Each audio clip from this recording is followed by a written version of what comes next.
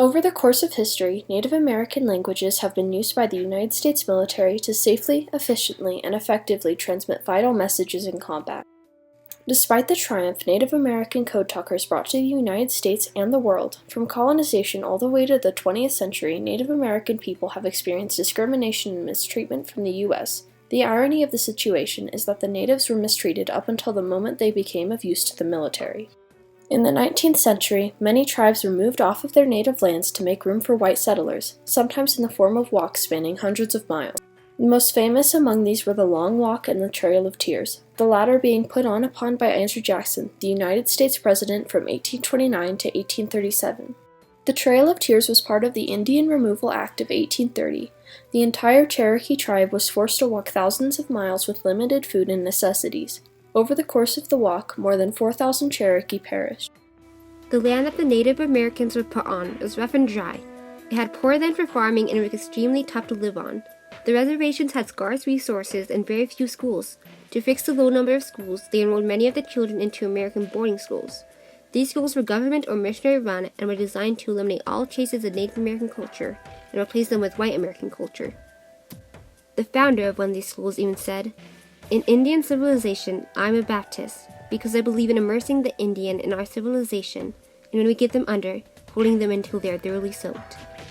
In these boarding schools, the children were taught about Christianity, whitewashed history, and the English language. They also forced the students to cut their hair and were given westernized names. Boarding schools were often compared to military camps. Life was extremely regulated and punishment was severe. They even forbid the native children from speaking their native tongue and would punish them greatly if they did not follow their rules. When the children returned to their families, they could often feel a language and cultural barrier between them and their families. Funnily enough, the US ended up using the languages they were against to win the hardest war that they fought.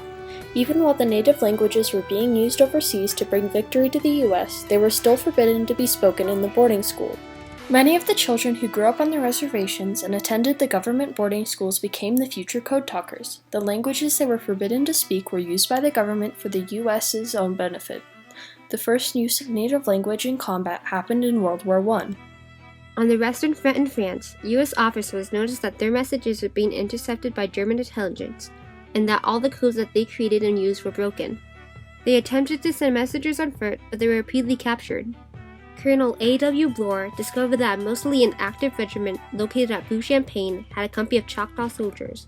They spoke 26 different dialects, several of them unwritten.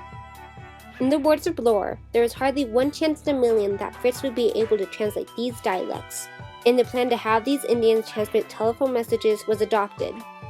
With that, the Choctaw Code was adopted. Within 24 hours, the tide of the battle turned. Within 3 days, the Germans were retreating and the Allies were on the offensive. During World War I, the Cherokee language was also used to transmit codes. George Adair, a Cherokee soldier, was sent to France to work with the Cherokee language to transmit crucial messages between the Allies. Like the Choctaw, the language was completely foreign to the Central Powers. This, again, enabled the Allied forces to safely transmit important messages. The Choctaw and the Cherokee served in combat as well as working with communications. Many Choctaw code talkers were severely injured from being gassed in the trenches. Due to the contribution made by the Cherokee, Choctaw, and many other tribes in World War I, the U.S. government saw a sufficient cause to give the option of native citizenship to all natives in the U.S. They did not even consider the fact that native tribes had lived on the land for longer than the people ruling the country. James Edwards was a Choctaw code talker who came up with part of the code for the Choctaw Code. Many Choctaw code talkers also served in the trenches in notable events of World War I. Tobias Frazier, a code talker, was among a number of Choctaw men who helped break the Hindenburg Line in 1918. Other Choctaw code talkers were Joseph Oklahomby, Noel Johnson, Ben Carterby, and Ben Hampton. The use of the language was so successful that it set up a training program for future code talkers, but the war was over in a matter of months. The Native American code talkers who assisted the Allies in World War I set the standard for code talkers to come. In World War II, the same problem occurred, but this time in the Pacific Theater. Japanese intelligence was intercepting and decoding crucial messages that were being sent between American forces. The military wanted to find another secure code. Philip Johnson, a missionary who was fluent in Navajo, came up with the idea of using the Navajo language to create an unbreakable code. The reasoning for using the Navajo language instead of Choctaw or Cherokee was because after World War I, the Axis powers had been studying these languages, but had looked over the Navajo language. Philip Johnson pitched his idea to the Marine Corps. They accepted the offer and began recruiting bilingual Navajo men to start a program. He recruited 29 Navajos from ages 18 to 35. In special cases, they were younger recruits. After basic training, the recruits were taken to a base in California and participated in an intense and extensive training course. The code was based off the Navajo language, but was not merely the language itself.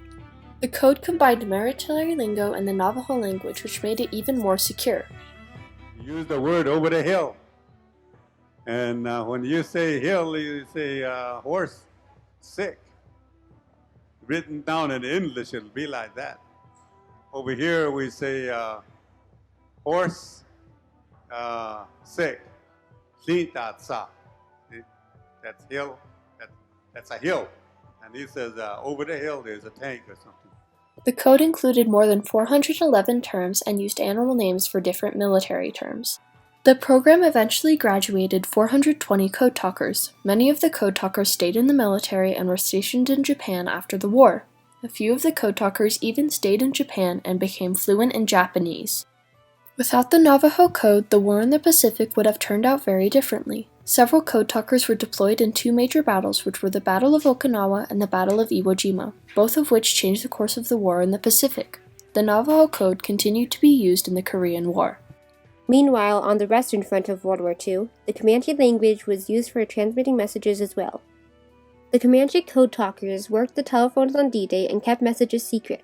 Like the Navajo, when Japanese and German scholars visited America to gain information on native languages, they looked over the Comanche because it wasn't listed in ethnographic books. For this reason, Comanche was a perfect secret language.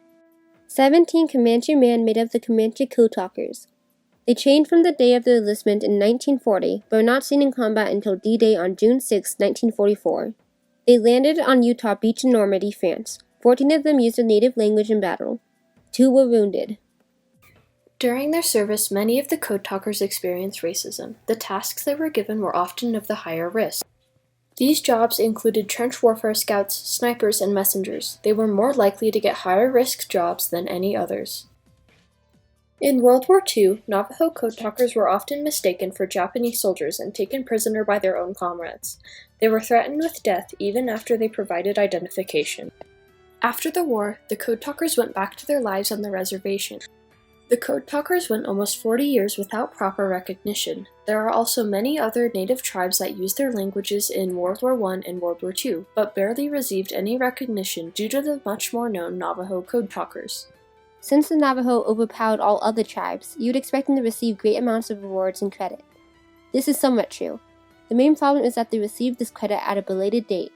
In 1968, the Navajo program was revealed to the public, 23 years after their service. They did not receive the official award of recognition until 1982 from Ronald Reagan, another 14 years later. This fact could not bring them any fortune that would help them with the rest of their lives because they had already lived most of it. Most of the Navajo men who served had already lived their lives out as an adult and are reaching the older years. If they were 20 years older when they served, they would have been 43 years when they could finally speak out about the life in the war. This means the code talkers could have a hard time receiving medical help for war-related disabilities like PTSD. Native Americans have helped the U.S. win many wars over the years. Despite this, the constant tragedies they've experienced continued with no stop. From boarding schools to poverty, Native Americans have received a lot of discrimination from the U.S. Surprisingly, many of them still served for the U.S. military. Today, 18.6% of Native Americans have served or are serving in combat, 4% more than other ethnicities. Their contributions as code talkers in the U.S. military are a big reason why the United States won big wars like World War I and World War II. Their effort and success are important and should be recognized as such. The Native American code talkers' legacy will not be forgotten.